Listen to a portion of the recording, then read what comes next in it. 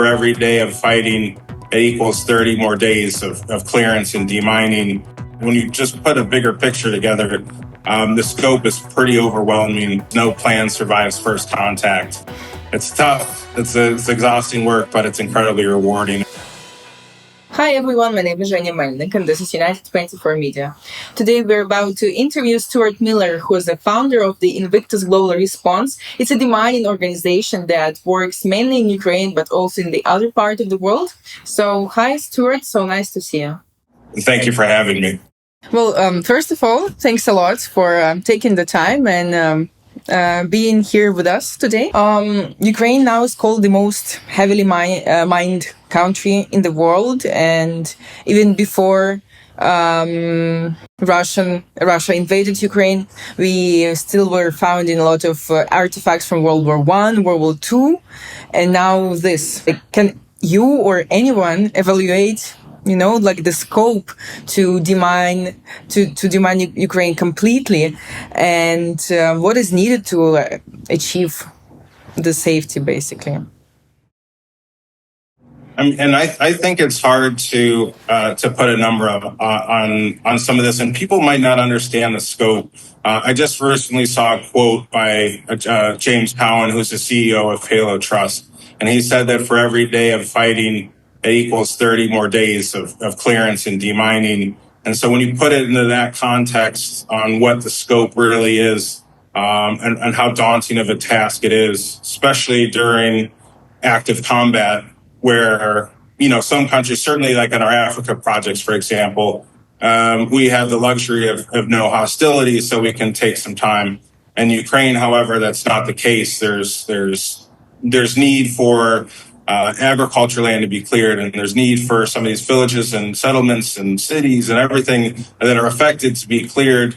And again, I think it's so difficult to put a number on it, or even try to put in the scope what the clearance was going to take or how many years. But I think it's certainly a pretty substantial number. And my concern is that some of these instances where you're working against the clock, and people want to go home. People want to find some sort of normality in their lives, and we've certainly seen in Kharkiv.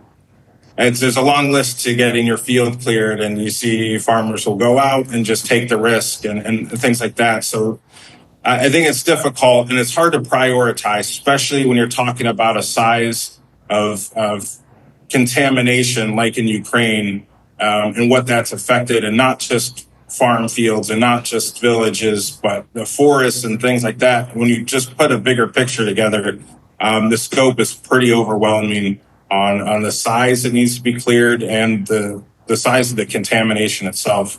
And so it's really difficult. I'm not going to say it'll never be clear, but when you look at some of these areas that we work on now that had lower intensity conflicts but are still contaminated versus what we're seeing in Ukraine, it's definitely a tough pill to swallow, and there's a lot of work. But like I said, I'm encouraged by the amount of certainly Ukrainian organizations that are getting into the demining space, and the kind of the leadership that organizations like Halo Trust, FSD, MAG, and other provide to mine action in Ukraine. And I think that moving forward, there will be a lot to be thankful for and hopeful for. Thanks for this answer. Talking about your experience in Ukraine, could you tell which regions have you been working in, and which area maybe was the most challenging for you guys?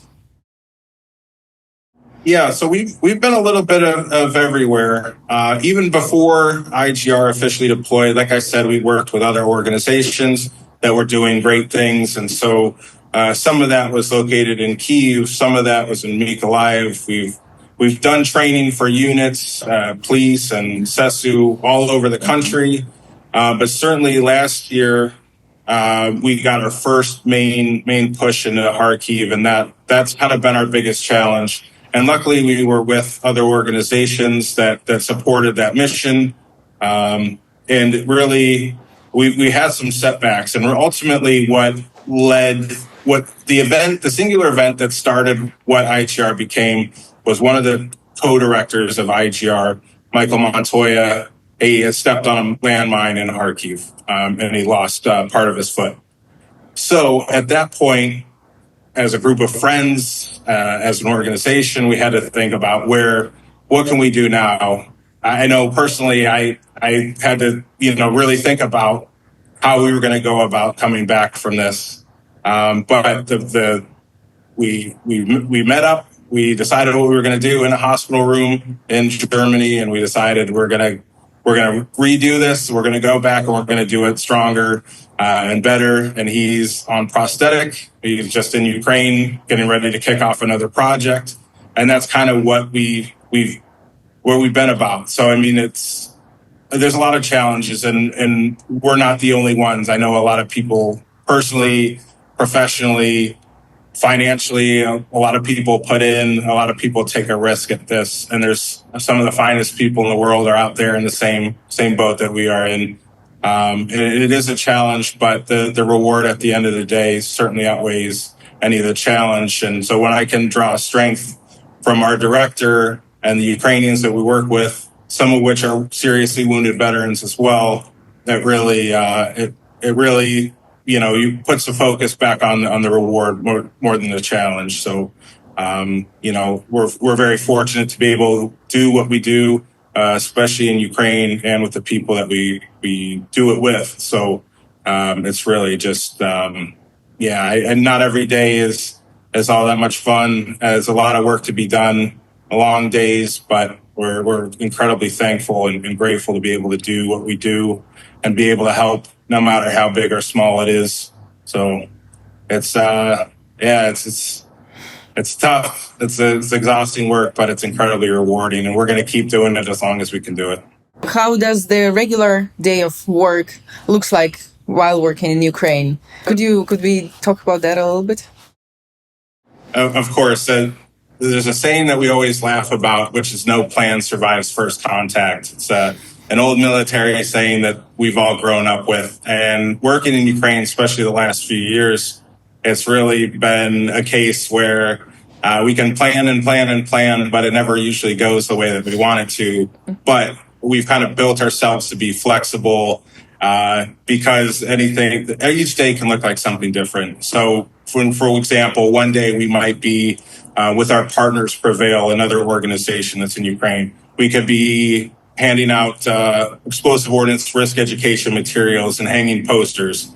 The next day we might be supporting a humanitarian evacuation. Another day we could be training Ukrainian deminers. So really, we're built to be flexible so that we can be of most use. Sometimes it seems to change day in and day out. So a normal day, we haven't had one of those yet, but we try to plug ourselves into as many things as we can to be useful. Mm-hmm. A part of this, aside of this fast changing environment, what would be other main challenges while working in Ukraine for you guys? I think pretty much if you ask any organization, especially now, probably funding would be the biggest one. Mm-hmm. We've been fortunate, though, to have some pretty good partners that help boost us and help us be able to push some of our programs. Funding will always be a challenge for everybody, big to small.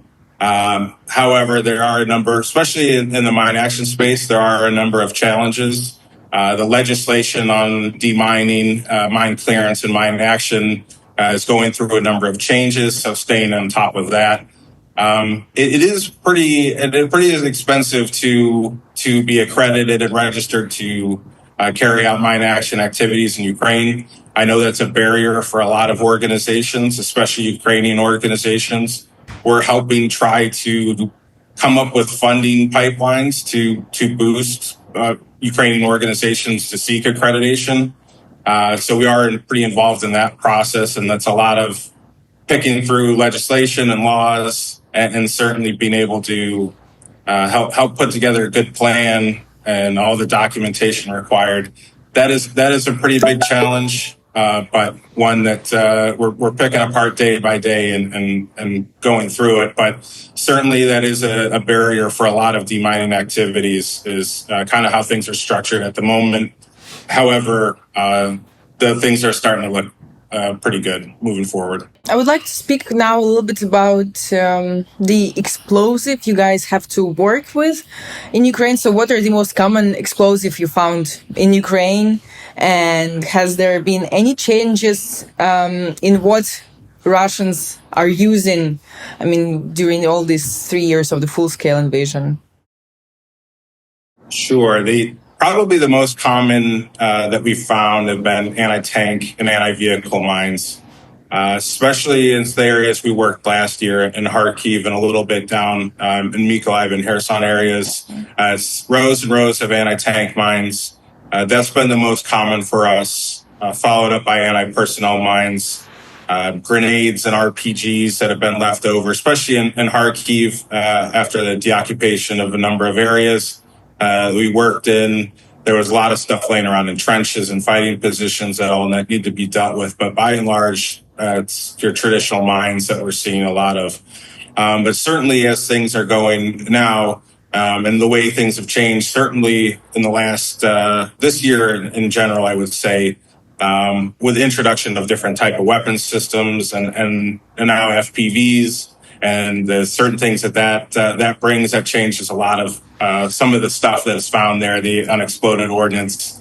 And certainly with just a vast amount of weapons, it's just things that we never thought we would see, we ended up seeing. So there's really a lot of them, but your traditional mines has been mostly what we've been focused on in our areas. Right. Russians also are very known for extensive usage of booby traps.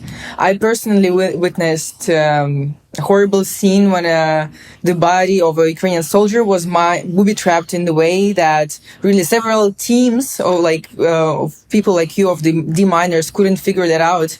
And what I've heard about that case is that actually the guy is still there, the body. Have you ever encountered such difficult cases, and what do you do if it happens, if something is very complicated? What do you do? Unfortunately, these kind of instances are well documented, not just in Ukraine, but also in fighting in Libya. Russian PMCs were known to booby trap areas that they had occupied, and houses, children's toys, things like that. And then we've seen it again since 2022, instances where houses and personal items and things all over Ukraine have been booby trapped after the Russians had left the area. Unfortunately, it's just always going to be the case, I think. But luckily, there's a lot of procedures built in place to deal with that. It's not always pretty, and it's not always the way that we want to do things. But certainly in our group, and I think in the mine action world at large, preaches remote procedures, doing everything from a distance that you can. So a lot of hooking and lining, using ropes to try to give yourself as much distance between a possible device and the operator. Certainly even if it's just a standard mine in a field, we'll remote everything. We'll call them render safe procedures. And everything that we'll do is as much distance between us as possible. In those instances where there are bodies, we haven't had to deal with that ourselves, but we know plenty of people who have. And most of those incidents will have to be some sort of remote means to try to deal with the suspected device. And unfortunately, there'll be times where you can't. Some of my colleagues could speak to it as well. In other parts of the world we've been, where there's something just too complicated to work on, at which point you'll have to just blow it in place and try to neutralize the charge that way. So each instance requires kind of a unique approach. But for us, just as a rule of thumb, we try to work as far away from the actual device as possible, especially with the way the booby traps are, just not in the more conventional sense, but also there's pretty common type of booby trap inland mines that they're more hidden, and so there's different things that you have to do to try to do that, and that certainly slows the process down, which is not always easy, or it's not always preferred depending on the mission and the area. But it's just one of those things that has to be done.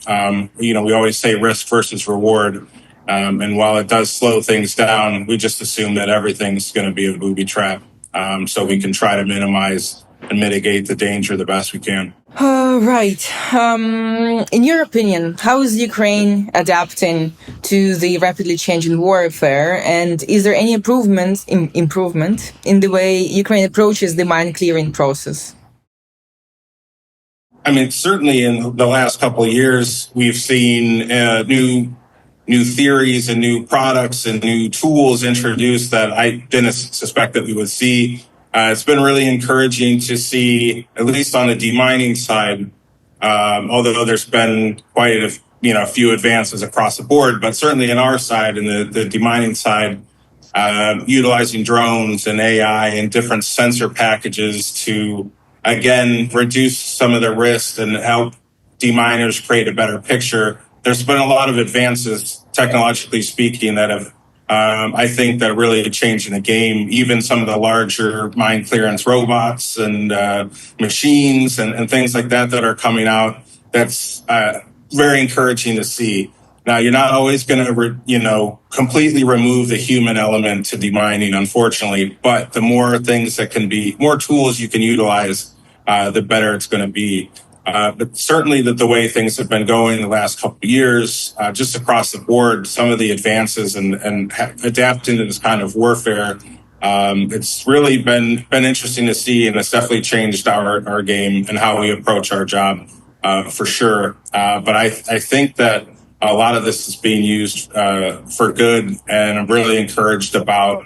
And I know it's a daunting task, and there's a lot of timelines attributed to how long it'll take to clear Ukraine.